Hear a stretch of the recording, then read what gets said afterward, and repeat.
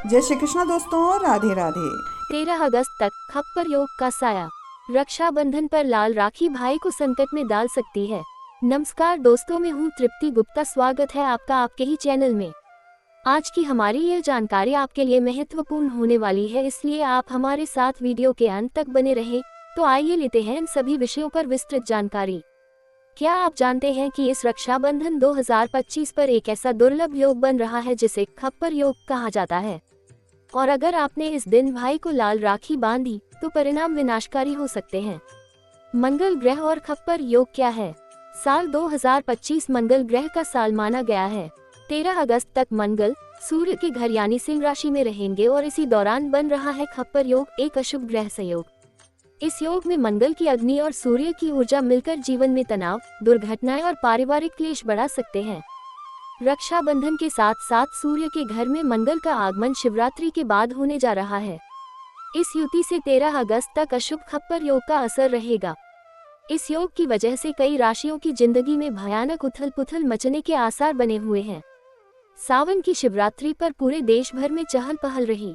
देश के सभी 12 ज्योतिर्लिंगों और भगवान शिव के सभी मंदिरों में रिकॉर्ड संख्या में श्रद्धालुओं ने पूजा अर्चना की। शिवरात्रि के दिन गंगा नदी से जल लेकर शिवलिंग पर जलाभिषेक करने वाले कांवड़ियों की तादाद भी सावन महीने में सबसे ज्यादा रही।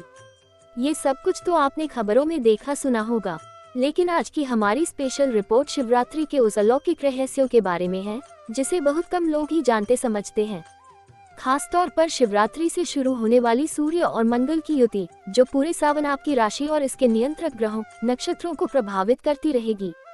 पूरे सावन में भगवान शिव देवी पार्वती के साथ धरती पर विचरण करते हैं। ये हमारे पौराणिक ग्रंथ बताते हैं। भगवान शिव और पार्वती ठीक वैसे ही मानव रूप में होते हैं जैसे हम और आप होते हैं, ऐसा हमारे धर्म के आदि ग्रंथ कहते हैं। मगर पूरे सावन में एक तिथि, एक दिवारात्रि ऐसी होती है, भगवान शिव को महसूस करना, उन्हें प्रसन्न करना बेहद आसान होता है। वो है सावन की सबसे खास तिथि कृष्ण पक्ष चतुर्दशी की रात्रि।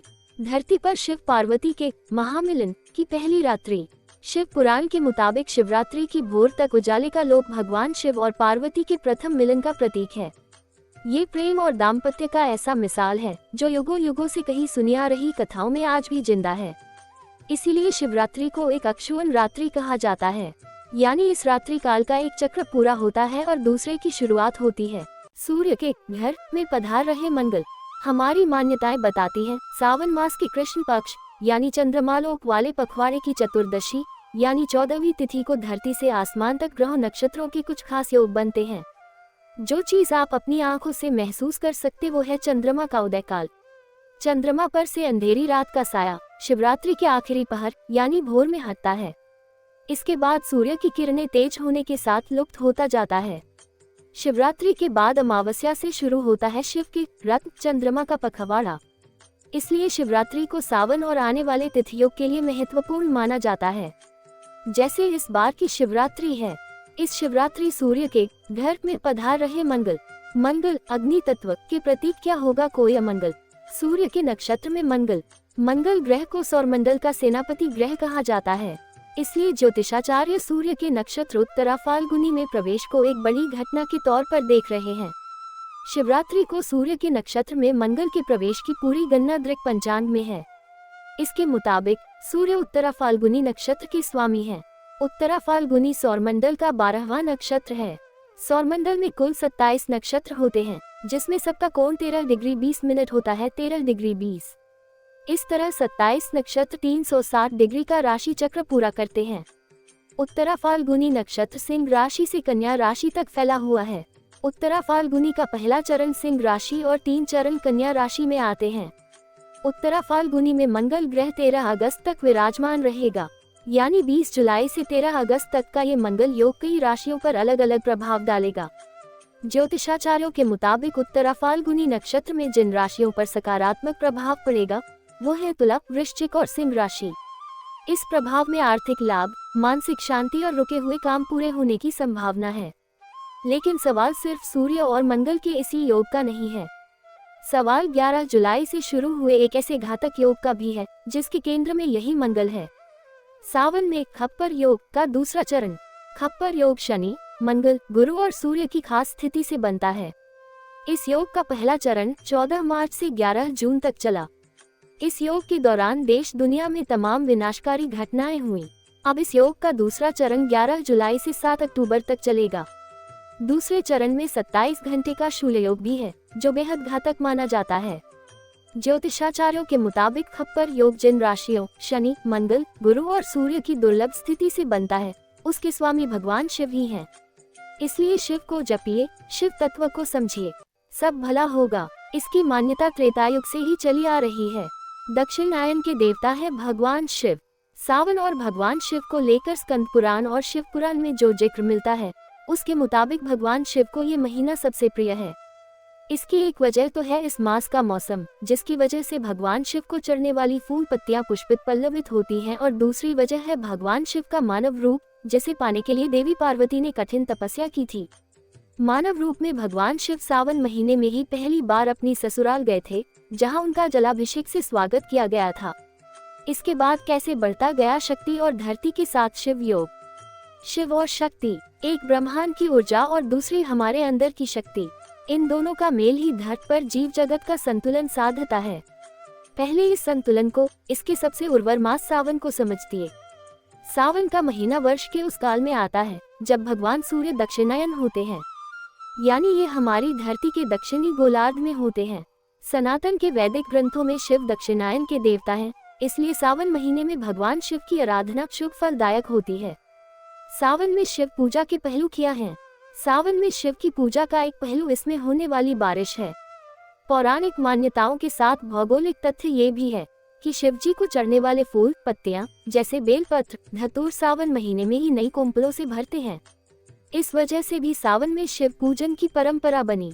इस पूजा का एक पहलू सृष्टि का संचालन भी है। अगर आप स्कंद पुराण पढ़ेंगे तो इसमें भगवान शिव खुद कहते हैं कि श्रावण मास मुझे बेहद प्रिय है। इस दिन नियम संयम रखने से आत्मिक शक्ति मजबूत होती है, क्योंकि हमारा शरीर जिन तत्वों से बना है उसमें शिव तत्व बड़ी ऊर्जा है। उस ऊर्जा को समझने के लिए अब चलते हैं शिव पुराण की तरफ, जिसमें भगवान शिव की इस ऊर्जा को हासिल करने का एक उदाहरण खुद देवी पार्वती ने किया था। माँ पार्वती ने भोलेनाथ को वर के रूप में कैसे पाया? भगवान शिव को मानव रूप में सबसे पहले पार्वती जी ने हासिल किया था। 107 बार देवी पार्वती का जन्म 108वें जन्म में शिव के लिए तप किया था। शिव और पार्वती जी का साथ जन्म जन्मांतर का था, लेकिन हर बार शिव को वर रूप में पाने के लिए उन्हें कठिन तप करना पड़ा था। आखिरी जन्म में शिव को वर रूप में हासिल करने के लिए पार्वती जी ने सावन महीने में ही बिना कुछ खाए पिए कठोर तप किया था। एक कथा के मुताबिक समुद्र मंथन में निकले विष को धारण करने के बाद व्याकुल शिव सावन में ही अपने ससुराल आए थे। यहाँ उनका जलाभिषेक करके स्वागत किया गया था। पूरे मान सम्मान के साथ शिव जी पूरे 1 महीने यानी भर सावन अपनी ससुराल में रहे थे। तभी से मान्यता है कि इस महीने जो भी भगवान शिव का ध्यान, उनकी आराधना करता है, उस पर शिव तत्व की कृपा ये प्रकृति बरसाती है। रक्षाबंधन और लाल राखी का संबंध। शास्त्रों के अनुसार रक्षाबंधन पर मंगल दोष के दौरान लाल रंग से बनी राखी भाई के जीवन में मंगल दोष को और भड़काती है। इससे भाई को स्वास्थ्य संबंधी परेशानी, कोर्ट कचहरी या वाहन दुर्घटना का भी सामना करना पड़ सकता है। रक्षाबंधन का पर्व करीब ही है।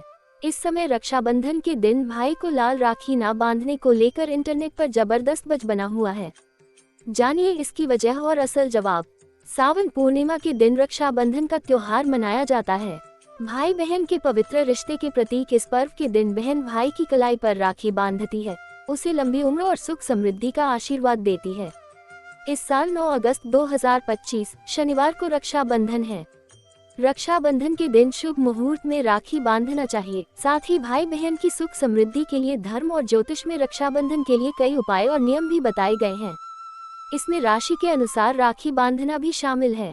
इस समय राखी के कलर को लेकर डिस्कशन ट्रेंड में है कि इस साल भाई को लाल रंग की राखी न बांधें, वरना जीवन पर संकट आ सकता है।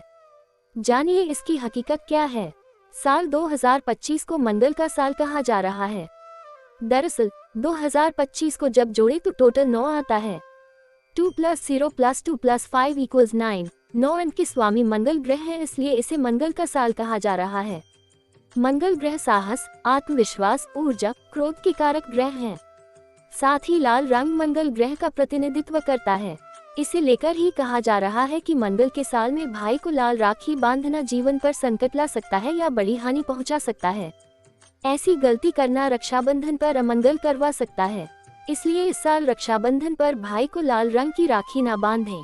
हमारा चैनल इस तथ्य की पुष्टि नहीं करता है, ये है हकीकत। लाल रंग की राखी ना बांधने की चर्चा भले ही इंटरनेट पर छाई हुई है, लेकिन इसमें कोई सच्चाई नहीं है। उल्टे लाल रंग को सनातन धर्म में बेहद शुभ माना गया है। आमतौर पर कलावा भी लाल पीले रंग का ही होता है। भाई को लाल रंग की राखी बांधने में कोई समस्या नहीं है और निश्चिंत होकर लाल रंग की बांधी जा सकती है। क्या करें इस रक्षाबंधन पर? इस साल राखी बांधते समय इन बातों का ध्यान रखें। पीले, सफेद या क्रीम रंग की राखी का उपयोग करें। राखी बांधते समय ओम मंगलाय नमः मंत्र का 11 बार उच्चारण करें। भाई की आरती करते समय तांबे के दीपक का प्रयोग करें। रक्षाबंधन प्यार और रक्षा का पर्व हो, और अगर हम ज्योतिष के अनुसार छोटी सी सावधानी बरत ले तो ये त्योहार और भी शुभ बन सकता है। इस बार अपनी बहन या भाई को सिर्फ रक्षा का वचन नहीं बल्कि ज्योतिषीय सुरक्षा भी दीजिए। वीडियो अच्छा लगा हो तो लाइक करें, शेयर करें और चैनल को सब्सक्राइब करना न भूलें। जय श्री मंगल देव। हर हर महादेव।